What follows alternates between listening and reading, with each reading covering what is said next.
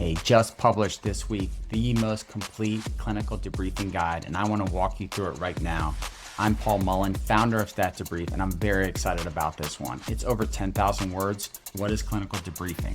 What it is, and importantly, what it is not. Not CISD, not a performance review, not a replacement for incident reporting. It's a structured team conversation after a real patient care event focused on learning and improvement. We talk about the debriefing flywheel.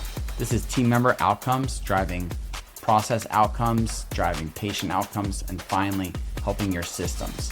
Why? Because clinical debriefing matters in our clinical environments. Impacts on patient outcomes, helps the workforce, helps identify latent safety threats, team communication, all of the above. Now let's get into how do we actually conduct these clinical debriefings.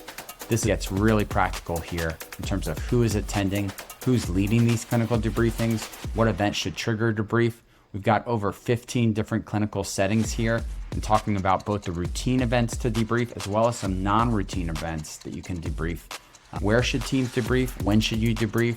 Talking about hot debriefs, cold debriefs, and the timing of when each one happens. Something that comes up in every talk I give is how do you manage emotional instances during your debriefing when team members are feeling a little bit stressed.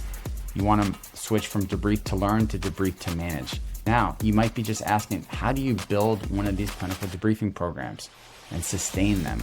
The SAFER debriefing framework goes over 4 key components: structure, actionability, feedback, and engagement and results. Programs that score low on this don't sustain. Programs that score high not only sustain, but get those impacts that you're looking for patients, teams, and healthcare systems.